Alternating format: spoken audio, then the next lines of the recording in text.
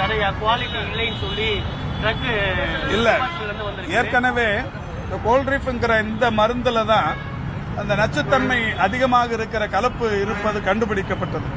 இது 1ஆம் தேதி மத்திய பிரதேசத்தில் அந்த இன்சிடென்ட் நடந்த உடனே அவங்க தமிழ்நாட்டுக்கு தகவல் சொல்றாங்க. தமிழ்நாடு உடனடியாக ஆய்வு செய்து இதில் நச்சுத்தன்மை இருப்பது என்பது கண்டுபிடித்து உடனடியாக மத்திய பிரதேசத்துக்கும் ஒன்றிய அரசாங்கத்தின் மக்கள் நல்வாழ்வுத்துறைக்கும் ஒடிசா புதுச்சேரி போன்ற மாநிலங்களுக்குமே தகவல் சொல்றோம். ஆனா மத்திய பிரதேசமும் ஒன்றிய அரசும் இந்த மருந்துல தப்பு இல்லைன்னு சொல்லிட்டு விட்டுட்டாங்க.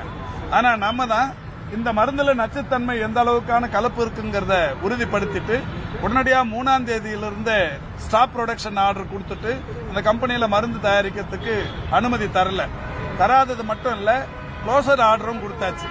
10 நாள் கழிச்சு நடவடிக்கை எடுக்கணும். இதுக்கு இடையில நேற்றைக்கு முன்தினம் 7ஆம் தேதி ஒரு கிரிமினல் ஆக்ஷனுக்கு அந்த சம்பந்தப்பட்ட உரிமையாளருக்கு ஒரு நோட்டீஸ் கொடுக்க போனோங்க. நோட்டீஸ் அவர் வாங்கறதுக்கு ஆள் இல்லை. இந்த நிலையில நோட்டீஸ் ஒட்டிட்டாங்க. இந்த நிலையில் இரவு அவர் கைது செய்யப்பட்டிருக்கிறார். அந்த நிறுவனத்தின் உரிமையாளர் கைது செய்யப்பட்டிருக்கிறார். கைது செய்யப்பட்டிருப்பதோடு மட்டுமல்ல, இப்ப இது அந்த வட்டாட்சியர் கூட்டு போய் கம்பெனியில கூட்டு போய் விசாரணை நடத்துவாங்க. விசாரணை நடத்தி இந்த நச்சுத்தன்மை உள்ள இந்த பொருள் இது கலப்புக்கு காரணத்தை கேட்பாங்க. அவர்களுடைய அந்த பதிலுக்கு பிறகு நிரந்தரமாக அந்த கம்பெனி மூடுவதற்குரிய நடவடிக்கை எடுக்கப்படும். இப்ப தற்காலிகமாக சஸ்பெண்ட் செய்யப்பட்டிருக்கிறது. அந்த உரிமத்தை நிரந்தரமாக ரத்து செய்வதற்கு 2-3 நாள்ல முடிவு எடுத்துருவோம். இப்ப கம்பெனி க்ளோஸ் பண்ணிருக்கு, ப்ரொடக்ஷன் ஸ்டார்ட் பண்ணிருக்கு.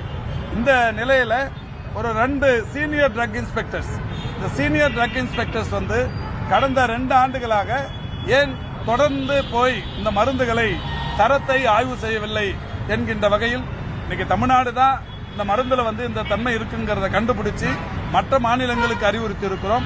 தமிழ்நாடு டிஎன்எம்எஸ்சி நிர்வாகம் அந்த மருந்து வாங்கறதில்ல. தனியாரும் கூட இந்த மருந்து விற்கக்கூடாதுன்னு தடை வச்சிருக்கிறோம். இந்த நிலையில் ஒன்றிய அரசும் மத்திய பிரதேசமும் இதுல தப்பு இல்லைன்னு சொன்னாங்க. இருந்தாலும் அதனுடைய அந்த மருந்தை தீவிரமாக ஆராய்ந்து இன்னைக்கு நம்ம அரசு நடவடிக்கை எடுத்திருக்கிறது. நடவடிக்கை எடுத்த காரணத்தினால் பல்வேறு மாநிலங்களில் நிகழவிருந்த அசம்பாவிதங்கள் தடுக்கப்பட்டிருக்கிறது. சம்பந்தப்பட்டவர் கைது செய்யப்பட்டிருக்கிறார். சரியாக கண்காணிக்காத 2 சீனியர் ட்ரக் இன்ஸ்பெக்டர்ஸ் சஸ்பெண்ட் செய்யப்பட்டிருக்கிறார். இதுக்கப்புறமா யாரும் அதை பயன்படுத்த மாட்டாங்க.